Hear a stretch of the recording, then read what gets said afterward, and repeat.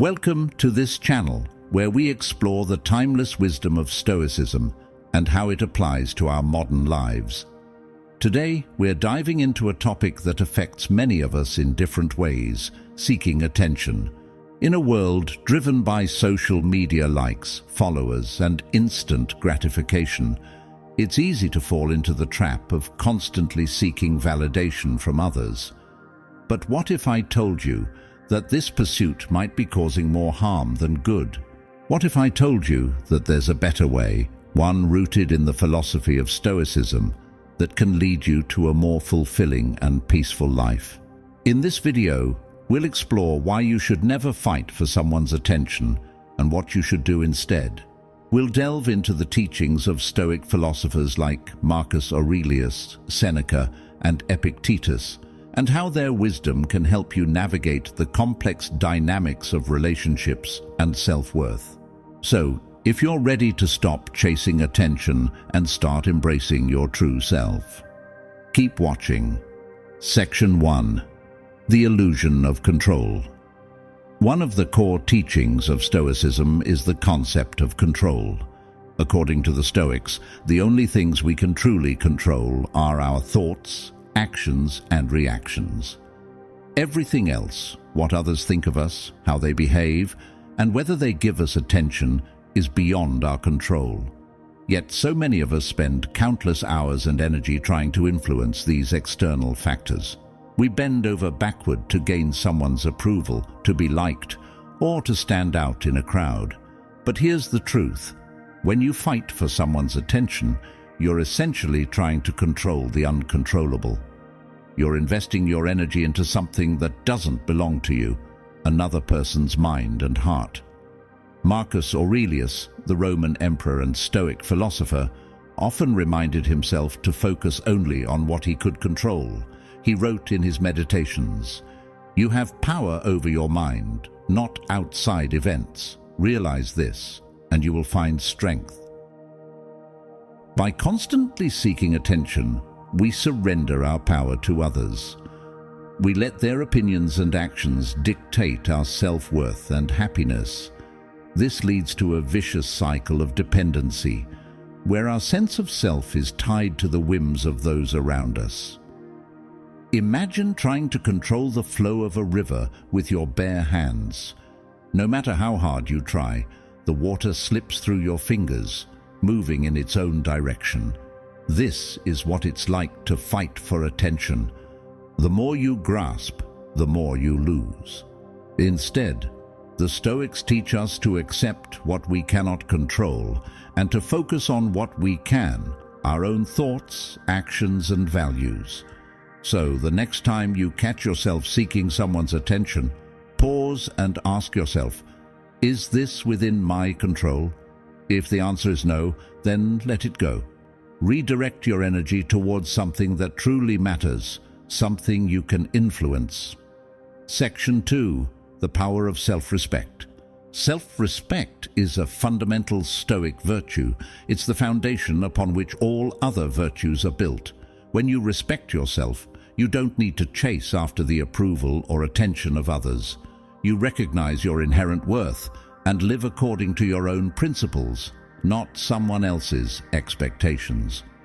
Seneca, a Stoic philosopher and statesman, wrote extensively about the importance of self-respect. He said, "He who is brave is free." What did he mean by this? True freedom comes from within. It comes from the courage to live authentically without relying on others to validate your existence. When you fight for someone's attention, you're essentially placing your self-worth in their hands. You're saying, "I need you to acknowledge me in order to feel good about myself." But this is a dangerous path. It makes you vulnerable to manipulation and disappointment. What happens when that attention is withdrawn? What happens when the person you're trying to impress simply doesn't care? The Stoic approach is to cultivate self-respect and inner dignity. This doesn't mean arrogance or indifference to others. It means recognizing that your value is not dependent on external validation. You are worthy simply because you exist, and you live in accordance with your values and principles. So, how do you cultivate self-respect? Start by setting clear boundaries. Know what you will and will not tolerate in your relationships. Don't compromise your principles for the sake of gaining someone's favor. Remember, it's better to be alone and true to yourself than to be surrounded by people who don't appreciate your worth. Next, focus on your personal growth. Invest time in developing your skills, knowledge, and character. The more you grow, the more confident you become in your own value. And as your self-respect increases, the need for external validation diminishes. Finally, practice self-compassion. Recognize that you are a work in progress and that it's okay to make mistakes. Treat yourself with the same kindness and understanding that you would offer a close friend. When you respect yourself, you no longer need to fight for attention. You naturally attract it by being authentically you. Section 3. The art of detachment. Another key Stoic principle is detachment. This doesn't mean withdrawing from life or being indifferent to others. Rather, it's about maintaining a healthy distance from things that are beyond your control. Detachment allows you to navigate life's ups and downs without being overwhelmed by them. When it comes to attention, detachment is crucial.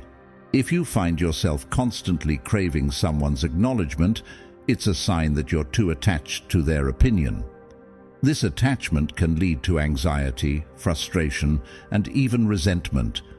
The Stoics believed that true peace comes from letting go of these attachments and focusing on what truly matters, living a virtuous life.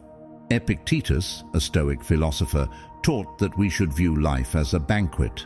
He said, "Remember that you are an actor in a drama of such a kind as the author chooses. If it be his pleasure, you should enact a poor man, a cripple, a governor, or a private person. See that you act it naturally. For this is your business, to act well the character assigned you." In other words, play your part in life without clinging to the outcome. Accept what comes your way and focus on living with integrity. To practice detachment, start by observing your thoughts and emotions without judgment. When you feel the urge to seek someone's attention, pause and ask yourself, why do I want this? What am I hoping to gain? Is this desire aligned with my values and principles? By examining your motives, you can begin to detach from the need for external validation. Another powerful technique is to practice mindfulness. Mindfulness helps you stay present in the moment and reduces the urge to chase after things that are beyond your control. When you're mindful, you're less likely to be swayed by the opinions of others and more focused on what truly matters, living in accordance with your values. Finally, embrace the Stoic concept of amor fati, love of fate.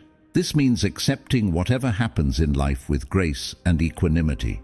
When you embrace your fate, you're no longer attached to the need for attention or approval. You understand that life is a series of events, some of which are beyond your control, and you focus on responding to them with wisdom and virtue. Section 4. Building meaningful relationships. While it's important not to fight for attention, it's equally important to cultivate meaningful relationships. Stoicism teaches us that we are social beings, and our connections with others are vital to our well-being. However, these relationships should be based on mutual respect and understanding, not on a desperate need for validation. The Stoics believed in the concept of sympatheia, the idea that we are all interconnected and part of a larger whole. This means that our actions have an impact on others, and vice versa. When you seek someone's attention out of a place of insecurity or neediness, you're not building a genuine connection. You're creating a transactional relationship where your worth is dependent on the other person's response. To build meaningful relationships, focus on quality over quantity. It's better to have a few deep, authentic connections than to have many shallow ones. Be selective about who you let into your life, and ensure that your relationships are based on shared values, trust, and mutual respect. One of the best ways to do this is to practice active listening. When you're fully present in a conversation, you're showing the other person that you value their thoughts and feelings. This creates a deeper connection and fosters mutual respect. Remember, people are more likely to value you when they feel valued themselves. Also, be mindful of your own needs and boundaries. Don't be afraid to walk away from relationships that drain you or don't align with your values. It's better to be alone and true to yourself than to be in a relationship where you're constantly fighting for attention. Finally, practice gratitude. Appreciate the people in your life who truly care about you and who value you for who you are. Gratitude helps shift your focus from what you lack to what you have, and it strengthens your relationships by fostering a sense of mutual appreciation. Section 5.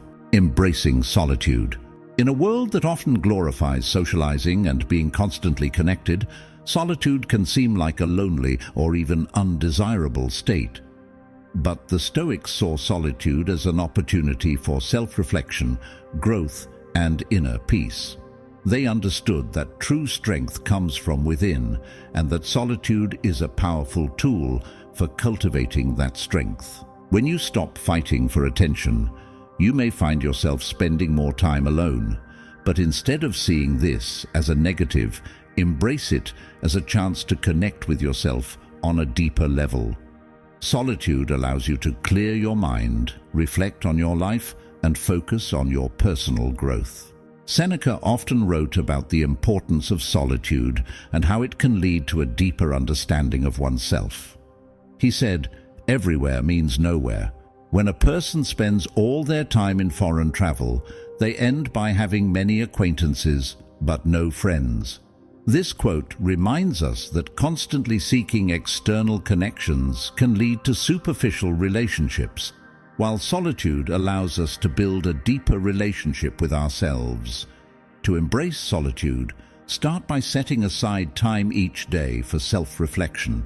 This could be through journaling, meditation, or simply sitting quietly with your thoughts. Use this time to check in with yourself. How are you feeling? What are your goals? Are you living in alignment with your values? Solitude also gives you the space to pursue your passions and interests without distraction. Whether it's reading, writing, painting, or exploring nature, use your alone time to do things that bring you joy and fulfillment. This not only enriches your life but also strengthens your sense of self-worth, making you less dependent on external validation. Finally, remember that solitude is not the same as loneliness. Loneliness is a feeling of being disconnected from others, while solitude is a state of being content with your own company. When you embrace solitude, you develop a sense of inner peace and self-reliance that frees you from the need to fight for attention. Section 6. The virtue of patience. Patience is a virtue that is often overlooked in today's fast-paced world, but it is a cornerstone of Stoic philosophy. The Stoics understood that everything in life takes time, whether it's personal growth, relationships, or achieving our goals. When you stop fighting for attention, you also stop rushing the process of life. You learn to be patient with yourself and with others. Epictetus taught that we should accept the natural flow of life, including its challenges and delays. He said, "No great thing is created suddenly, any more than a bunch of grapes or a fig. If you tell me that you desire a fig, I answer you that there must be time. Let it first blossom, then bear fruit, then ripen." This quote is a powerful reminder that everything valuable in life requires time and patience. When it comes to relationships, patience is key. Instead of trying to force someone to give you attention, allow the relationship to develop naturally. Focus on being present and engaged in the moment rather than fixating on the outcome. Trust that if the relationship is meant to be, It will grow and flourish in its own time. Patience also applies to your personal growth. The journey to self-respect, detachment, and inner peace is not an overnight process. It takes time to unlearn old habits and to cultivate new ones. Be patient with yourself as you navigate this journey. Celebrate small victories along the way and understand that setbacks are a natural part of growth. Finally, practice patience in your everyday life. In a world that often values speed and efficiency, slowing down can be a radical act of self-care. Whether it's waiting in line, dealing with a difficult person, or pursuing a long-term goal, approach each situation with patience and grace. This not only reduces stress, but also helps you maintain a stoic perspective, focusing on what you can control and letting go of the rest. Conclusion. In a world that often encourages us to seek attention and validation from others, the Stoic approach offers a refreshing alternative. By focusing on what you can control, cultivating self-respect, practicing detachment, and living with integrity, you free yourself from the need to fight for attention. Instead, you build a life that is fulfilling, meaningful, and true to who you are. Remember, the most important relationship you have is the one with yourself. When you stop seeking external validation and start living authentically, you not only find peace within yourself, but also attract the right people and opportunities into your life. Thank you for watching, and I hope you found this video helpful. If you did, please like, share, and subscribe for more content on Stoicism and personal growth. And as always, stay true to yourself and keep striving for wisdom and virtue.